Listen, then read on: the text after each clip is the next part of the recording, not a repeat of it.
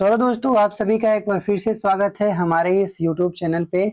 आज का जो हमारा वीडियो सीरीज है, जो कि एमटीएस के प्रीवियस ईयर का सीरीज चल रहा है, उस सीरीज में आज का जो हमारा वीडियो है, ये 7 जुलाई जो 2022 का पूछा गया क्वेश्चन है, उसका ये फर्स्ट शिफ्ट का जितने भी क्वेश्चन है, जीके जीएस के 25 क्वेश्चन, उसका डिस्कशन हम लोग करने वाले हैं। ठीक है, तो आई होप ये जितने भी सेशन चल रहे हैं, जितने भी वीडियो हैं, उनके क्वेश्चन आपको समझ में आ रहे हैं, आपको अच्छा आ रहा होगा, सभी चीजें समझ में आ रही होंगी। ठीक है, आज का जो वीडियो है वो टोटल 25 क्वेश्चनों का है। इसमें आप कितने क्वेश्चन का सही तरीके से जवाब दिए हैं, ये कमेंट में करके बताना है।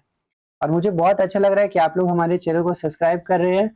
प्लीज जिन्होंने सब्सक्राइब नहीं किया अभी तक, वो हमारे चैनल को जरूर से सब्सक्राइब करें और बेल वाला आइकन को प्रेस कर लो। वीडियो को दोस्तों तक शेयर करना बिल्कुल भी ना भूलें। तो बढ़ते हैं बिना टाइम वेस्ट किए क्वेश्चन नंबर 1 की तरफ। क्वेश्चन नंबर 1 है, निम्नलिखित में से कौन सा वृक्ष जो है पर्वतीय वनों में पाया जाता है? कौन सा वृक्ष है वो जो पर्वतीय वनों में पाया जाता है? इसका आंसर हो जाएगा देवदार। देवदार वृक्ष है जो पर्वतीय वनों में पाया जाने वाला एक प्रकार का वृक्ष है। तो बहुत सारे प्रकार के वन होते हैं, जिसमें पर्वतीय वन होता है और फिर और जैसे कि उष्णकटिबंधीय पर्णपाती वन होते हैं। तो उष्णकटिबंधीय पर्णपाती वन का जो उदाहरण है वो शीशम, शीशम और टीक टीक टीक को हम लोग सागौन भी कहते हैं। शीशम, टीक और साल और खैर, ये सभी उष्णकटिबंधीय पर्णपाती वन में आते हैं।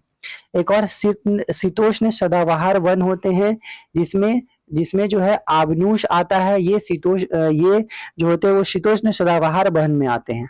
और सोसवुड, यूकेलिप्टस और रबर, ये सभी किसमें आते हैं? शीतोष्ण सदाबहार वन में आते हैं। बढ़ते हैं क्वेश्चन नंबर 2 की तरफ।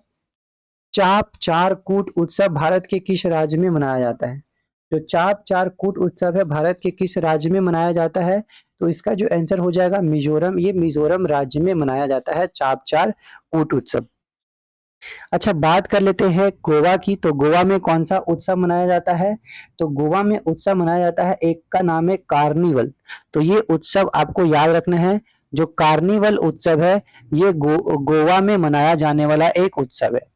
और झारखंड की बात कर ले तो झारखंड में मनाया जाने वाला उत्सव है जैसे कर्मा और होली। तो ये भी याद रखना है, कर्मा और होली कहाँ पे मनाया जाता है? तो झारखंड में मनाया जाने वाला उत्सव है। केरल में तो आप सभी को पता है कि केरल में जो उत्सव मनाए जाते हैं वो कौन कौन? ओनम और विशु, ये भी याद रखना है। ओनम ओनम जो उत्सव है वो कहाँ मनाया जाता है? केरल में। और एक उत्सव है विशु, विशु भी कहाँ मनाए जाते हैं? केरल में। ये भी आपको याद रखना है। बढ़ते हैं क्वेश्चन नंबर 3 की तरफ। मानव की आहार नाल में जो विली है कहाँ पाई जाती है?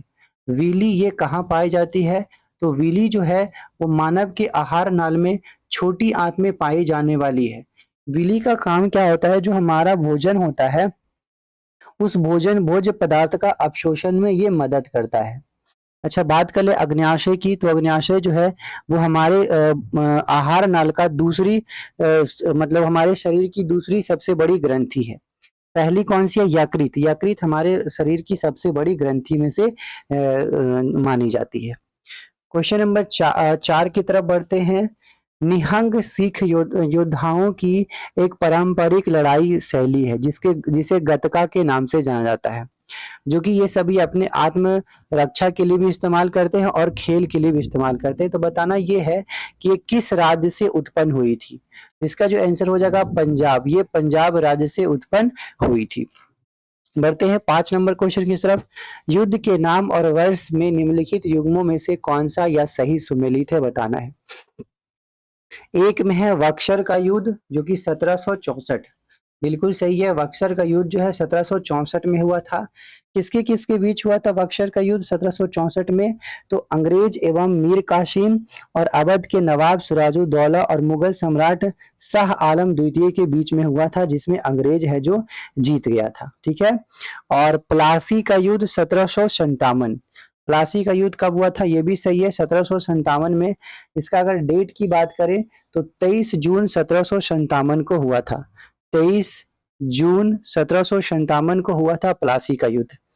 प्लासी का युद्ध जो है वे अंग्रेज के सेनापति रॉबर्ट क्लाइव एवं बंगाल के नवाब सिराजुद्दौला के बीच में लड़ा गया था। ये भी आपको याद रखना है। तो इसका आंसर हो जाएगा बी, 1 और 2 दोनों सही है। बढ़ते हैं क्वेश्चन नंबर 6 की तरफ। पांडुलिपियां सामान्यतः कहाँ पे लिखी जाती थी? पांडुलिपियां सामान्यतः कहाँ पे लिखी जाती थी? तो ये ताड़पत्रों पे लिखी जाने वाली लिपियां था, जिसे हम लोग इसको भोजपत्र के नाम से भी जानते हैं। तो भोजपत्र या ताड़पत्रों पे लिखे जाने वाली ये लिपियां। अच्छा, पांडुलिपियां है क्या? तो ये जो है वो एक दस्तावेज की तरह का होता था, जिसमें जो कोई भी व्यक्ति है वो अपने हाथ से ताड़ पत्रों पर यानी कि भोजपत्र पर लिखते थे। बढ़ते हैं अगले नंबर क्वेश्चन पे। फोर्ब्स की रियल टाइम अरबपतियों की सूची 2022 में से कौन सा है जो सबसे ज्यादा अरबपति है, सबसे ज्यादा अमीर आदमी है? तो इस ऑप्शन के अकॉर्डिंग क्या हो जाएगा? 2022 के अकॉर्डिंग एलान मस्क सबसे ज्यादा कौन हो जाएगा? एलान मस्क। बढ़ते हैं 8 नंबर क्वेश्चन पे।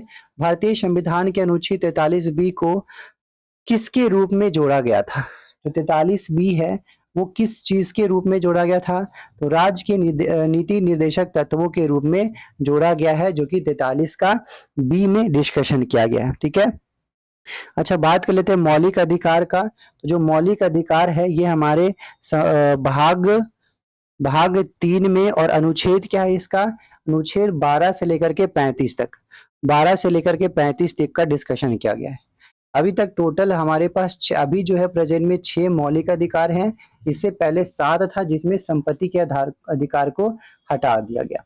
मौलिक कर्तव्य की बात कर ले तो मौलिक कर्तव्य जो है वो 42वां संविधान संशोधन 1976, 42वें संविधान संशोधन 1976 के तहत हमारे संविधान में भाग 4 के क में, भाग कौन सा भाग था? तो भाग 4 का क में जोड़ा गया, और अनुच्छेद कौन सा था? तो 51 का क था। ये भी आपको याद रखना है, 51 का क में जोड़ा गया। अभी मौलिक कर्तव्य कितने हैं? टोटल 11 मौलिक कर्तव्य हैं। और संवैधानिक निकाय क्या है? संवैधानिक जो निकाय है एक ऐसा प्रावधान है जिसमें जो भारत देश है उसके लोकतांत्रिक व्यवस्था को चलाने के लिए बनाया गया था। बढ़ते हैं 9 नंबर क्वेश्चन पे। वर्षा को मापने के लिए कौन सा उपकरण का यूज किया जाता है? तो वर्षा यानी कि रेन को मापने के लिए रेन गेज का उपयोग किया जाता है। ये आपको याद रखना है। अल्टीमीटर का यूज कब करते हैं? जो वाहन होता है, वायुयान कितनी ऊंचाई पे उड़ रहा है इसकी मेजरमेंट करने के लिए अल्टीमीटर का यूज किया जाता है। तो ये आपको याद रखना है कि अल्टीमीटर का यूज किया जाता है इसके लिए। ठीक है। और बात कर ले कि पिरानी गेज का यूज निर्वात में दबाव है उसको यूज करते हैं, और बैरोमीटर वायु दाब मापने के लिए किया जाता है। बढ़ते हैं नेक्स्ट क्वेश्चन पे। Question number 10। गुरु बिपिन सिंह किस शास्त्रीय नृत्य शैली के लिए जाने जाते हैं? गुरु बिपिन सिंह किस नृत्य शैली के लिए जाने जाते हैं? इसका आंसर क्या हो जाएगा? इसका आंसर हो जाएगा मणिपुरी। ये मणिपुरी नृत्य शैली के लिए जाने जाते हैं। अच्छा, कुछ और भी हुए जो बहुत सारे नृत्य शैली करते हैं, उन सभी का नाम भी आपको ध्यान रखना है। तो जैसा कि सबसे पहले है कथकली। कथकली कौन कौन करते हैं? तो जो मैं बताऊंगा इंपॉर्टेंट उसे आपको बिल्कुल भी याद रखना है, इसको अपने कॉपी में नोट कर लेना है। मृणालिनी साराभाई बहुत ज्यादा इंपॉर्टेंट है। कृष्ण नायर ये भी इंपॉर्टेंट है। और शांताराव कृष्णन कुट्टी। तो इसमें ये दोनों बहुत ज्यादा इंपॉर्टेंट है, जो कि प्रीवियस ईयर में भी पूछा गया है। तो मृणालिनी साराभाई और कृष्ण नायर ये कथकली करते थे। अच्छा, बात कर ले कथकली की। तो कथकली कहाँ का डांस है?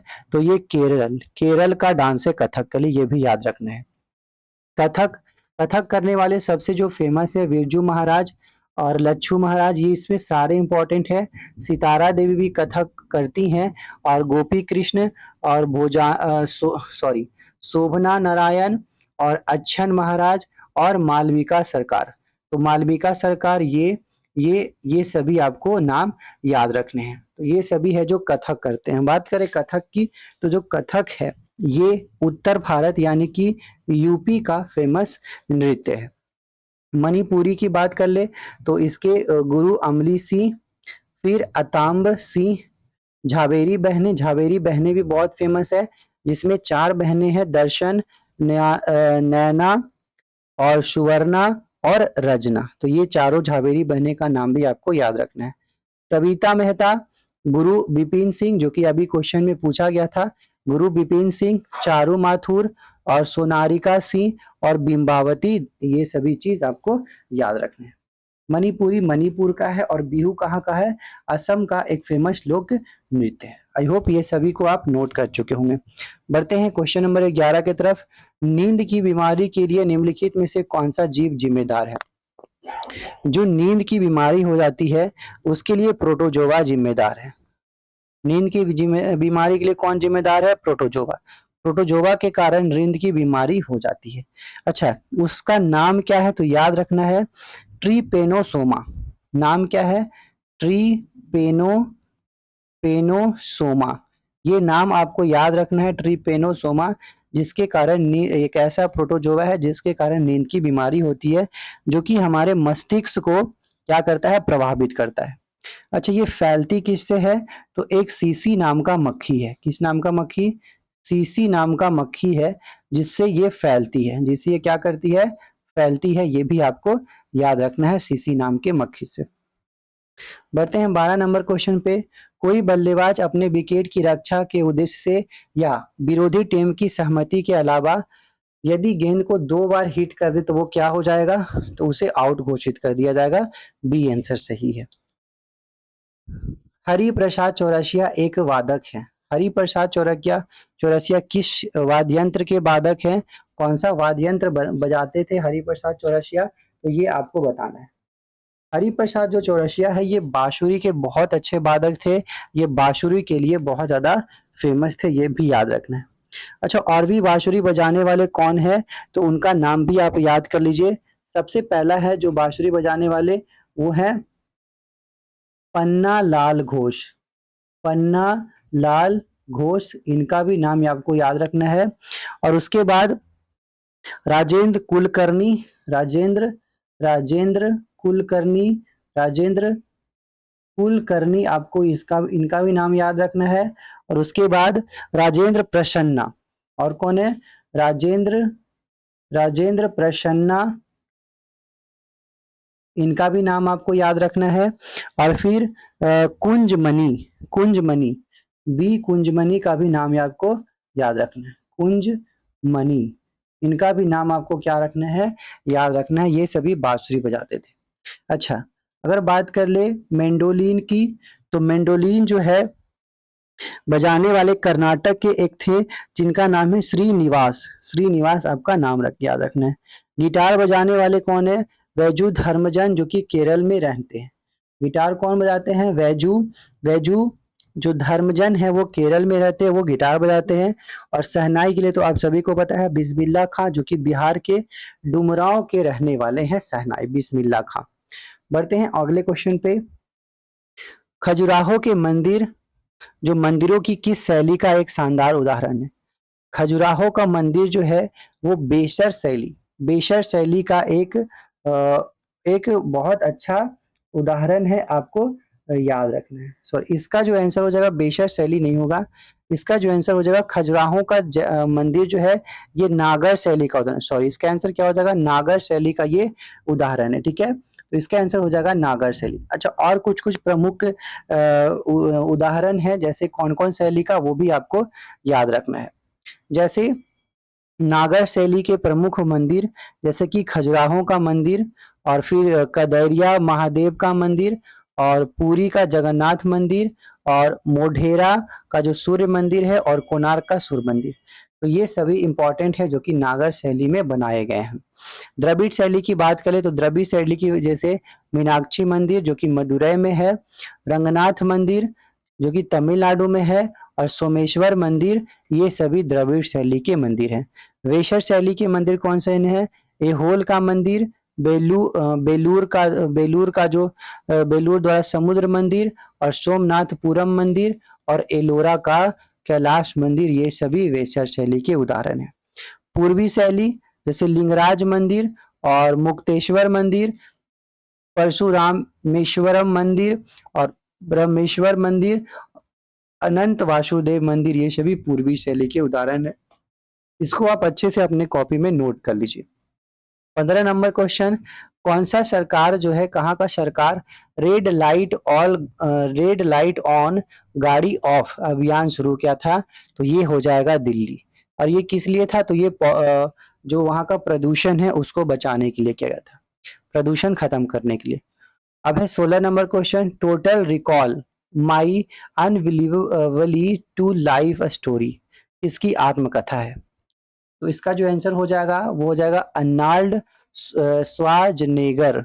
ये हो जाएगा Arnold Schwarzenegger, option number A इसका आंसर है। बढ़ते हैं 17 नंबर क्वेश्चन पे, भारत की जो 2011 के जनगणना के अनुसार निम्नलिखित में से किस राज्य का जनसंख्या घनत्व 100 व्यक्ति प्रति वर्ग किलोमीटर से कम है? तो ऑप्शन की बात करें तो ऑप्शन के अकॉर्डिंग यहाँ पे हो जाएगा सिक्किम। क्या हो जाएगा ऑप्शन के अकॉर्डिंग? सिक्किम। इसमें कितने हैं? इसमें 68 हैं। कितने हैं? 68 नहीं, यहाँ पे 86 है। कितने हैं? 86 है। और सबसे कम जो है अरुणाचल प्रदेश में। अगर अरुणाचल प्रदेश होता है तो ऑप्शन के अकॉर्डिंग अरुणाचल प्रदेश हो जाता है आंसर। अरुणाचल प्रदेश में 17 है और उसके बाद मिजोरम में 52 है। ये भी आपको याद रखना है। अच्छा, बात कर लेते हैं कि अगर बात करें तो सिक्किम की, तो सिक्किम में अभी टोटल कितना जनसंख्या है? तो सिक्किम में 2011 के जनगणना के अनुसार जनसंख्या है 6,10,577। 6,10,577 के आसपास है। ठीक है, तो ये भी आपको याद रखना है। पढ़ते हैं अगले क्वेश्चन पे, 18 नंबर क्वेश्चन, भारत के संविधान में कहा गया है कि कोई भी व्यक्ति भारत के राष्ट्रपति के रूप में चुना जाएगा जब कितने साल का हो जाएगा, यानी कितने साल का होगा तो राष्ट्रपति के लिए योग्य होगा? इसका जो आंसर हो जाएगा वो 35 साल, 35 ईयर। 35 साल के लिए अगर है तभी वो राष्ट्रपति के लिए चुनाव लड़ सकता है। 19 नंबर क्वेश्चन, यदि u वस्तु की दूरी, v प्रतिबिंब की दूरी और f गोलीय दर्पण का फोकस लंबाई है तो दर्पण फॉर्मूला क्या हो जाएगा? तो दर्पण फॉर्मूला जो होता है 1/v प्लस 1/u बराबर 1/f होता है। जबकि जो लेंस फॉर्मूला होता है वो 1/v माइनस 1/u बराबर 1/f होता है। ये भी आपको याद रखना है। ठीक है, बढ़ते हैं अगले नंबर क्वेश्चन पे। 20 नंबर क्वेश्चन, भारत का प्रमुख लौह अयस्क निर्यातक बंदरगाह कहाँ में स्थित है? तो इसका हो जाएगा गोवा। गोवा में स्थित है। तो प्रमुख लौह अयस्क निर्यातक बंदरगाह कहाँ है? गोवा में। ये आपको याद रखना है। अच्छा, महाराष्ट्र में भी एक बंदरगाह है जिसका नाम आपको याद रखना है। तो महाराष्ट्र में एक बंदरगाह है जिसका नाम है नहावा सेवा बंदरगाह, जहां से ये लौह अयस्क निर्यात होते हैं। गुजरात का एक कांडला बंदरगाह है जहां से भी लौह अयस्क निर्यात होते हैं। ये आपको याद रखना है। ठीक है, बढ़ते हैं अगले नंबर क्वेश्चन पे। सबसे शक्तिशाली चोल शासक राजा प्रथम जो था, यानी कि राजा प्रथम था, वो अपना राजा कब बना था, मतलब राजगद्दी पर कब बैठा था? इसका आंसर बताना है। तो 985 में ये अपना राजगद्दी पर बैठा था। ये आपको याद रखना है, कब बैठा था? ये 985 ईस्वी में अपना राजगद्दी पर बैठा था। अच्छा, अगर बात कर ले तो ये राजगद्दी पर बैठा था। तो इसका जो चोल वंश का बात कर ले, संस्थापक की स्थापना की तो विजयालय ने किया था 9वीं शताब्दी में। 850 से ये 850 में इसका स्थापना हुआ था। तो 850 में इसका स्थापना हुआ था। किसके द्वारा किया गया? तो विजयालय के द्वारा इसकी स्थापना की गई थी 850 में। और इसका जो ड्यूरेशन था वो जो विजयालय जो था वो 850 से 887 तक रहा था। अच्छा, चोल वंश के प्रमुख राजाओं की बात कर ले तो प्रांत प्रथम ये है, राजा राज प्रथम, राजेंद्र प्रथम, राजेंद्र द्वितीय और कुतुतुंग, ये सभी है जो चोल वंश के प्रमुख शासक है। तो इसका आंसर हो जाएगा 985 आंसर। बढ़ते अगले क्वेश्चन पे 22, भगत सिंह और बीके दत्त के ने किस वर्ष केंद्रीय विधानसभा में बम फेंका? तो इसका जो आंसर हो जाएगा वो जाएगा 8 अप्रैल 1929 को। 8 अप्रैल 1929 को इन्होंने जो है केंद्रीय विधानसभा में बम को फेंका था। ये हो जाएगा इसका आंसर। बढ़ते हैं अगले क्वेश्चन पे, 23 नंबर क्वेश्चन, तेंदुलकर समिति की रिपोर्ट 2011-12 किस चीज से संबंधित है? तो इसका आंसर हो जाएगा गरीबी से संबंधित है। बढ़ते हैं 24 नंबर क्वेश्चन पे। केंद्रीय बजट 2022-23 के अनुसार 14 क्षेत्रों में उत्पादन में जुड़ी प्रोत्साहन योजनाओं के तहत कितने नए जॉब का सृजन किया गया? 60 लाख। तो इसको आप स्किप भी कर सकते हैं। आज का लास्ट क्वेश्चन जिसको ध्यान से समझना है, भवई किस भारतीय राज्य की पारंपरिक नाटक शैली है? भवई जो है किस भारतीय राज्य की पारंपरिक नाटक शैली है? इसका आपको आंसर बताना है। इसका आंसर क्या हो जाएगा आपको बताना है। इसका जो आंसर हो जाएगा वो हो जाएगा ए, गुजरात की है। किसकी है? गुजरात की। अगर और देख ले कुछ प्रमुख नाटक शैली की बात कर ले तो यहाँ पे आपको याद रखना है भवई जो है जिसे वेशा और स्वांग के नाम से भी जाना जाता है, जो कि विशेष रूप से गुजरात में पश्चिमी भारत का एक नाटक शैली है। ठीक है। अब बात करें नागालैंड राज्य का पारंपरिक नृत्य शैली में, जैसे बांस नृत्य, तो ये आपको याद रखना है। फिर चंगाई नृत्य, फिर तितली नृत्य, म्यूर नृत्य, युद्ध नृत्य और जेलियांग नृत्य, ये सभी नागालैंड का है। कर्नाटक का जो पारंपरिक नृत्य की बात कर ले तो जैसे यक्षगान नृत्य और बिलालता नृत्य और गुल्लू कुनिया नृत्य।